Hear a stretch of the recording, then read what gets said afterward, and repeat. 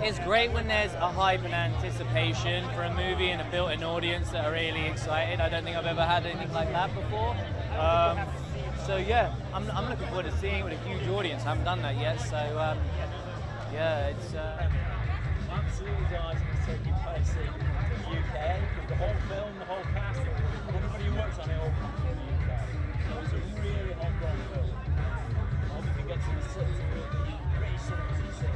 I mean, it's obvious really that we've been through a couple of extremely traumatic public crises. One, a medical one, COVID, and one, political, Brexit. And they are, the amazing thing about horror films is that you can put the transparencies of traumatic public events like that in front of or behind a horror film, and you read them through it. Without the film being political or about those issues directly, you still read it in them. So it's a good time to do it for sure. Also, horrors around the world are just like, you can't keep up really. I mean, we've made a pretty extreme horror film, but it can't compete with what goes on in the world really. Going to London's Leicester Square, the one and only Ralph Fiennes! I think you trust Danny Boyle implicitly.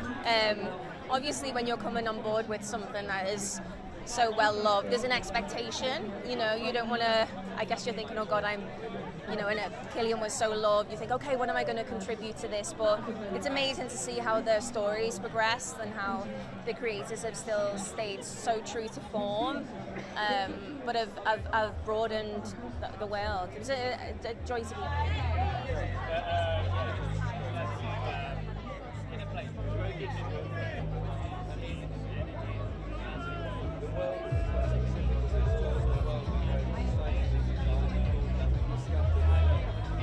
I didn't really feel I was joining a franchise. I felt I was joining a particular world that had been set up by Danny and Alex all those years ago. And they're very, very smart guys. So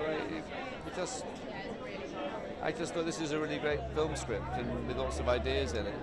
And the character they asked me to play is a terrific character. The kids there, just the kids. Yeah, right.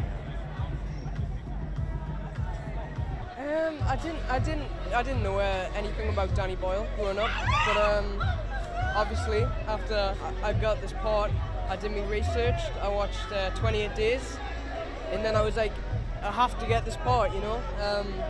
But yeah, it's a brilliant thing to be a part of. There's definitely a couple of moments, you know, you're kind of hysterical, running through like barren landscapes in Northumberland, sometimes drone shots as well, so you don't actually have a lot of camera crew around you, so you do feel like you're kind of just left within the world.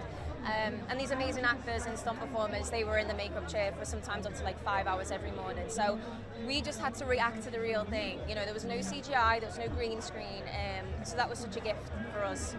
Amazing experience because it was experimental and he was using iPhone to shoot this movie. Absolutely, when you know that there's when Alex Garland and Danny are cooking up something more, and second movie's already been shot by Nia DaCosta, a phenomenal director, and yeah, I mean, we want to take an audience on a journey here, and I think it's not going to disappoint. That was the appeal, because it came as two films with the progression. Absolutely. From being introduced in this film to carrying on in the next one, and that was an added temptation. Netflix came up with this idea for 3 films, the first of which we're opening tonight, the second of which has been shot already by Nia DaCosta. I'm hoping to, but you know, you have to be asked. And we want to see you and Cillian back together as well. I mean, I think that's what the world wants. Yeah, no, he's great, Cillian, and he's a producer on this movie, so, but I don't think he's here tonight.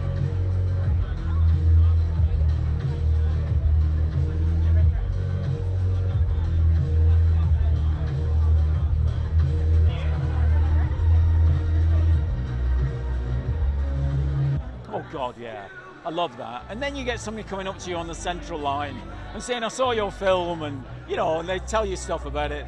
It's very nice, actually, yeah.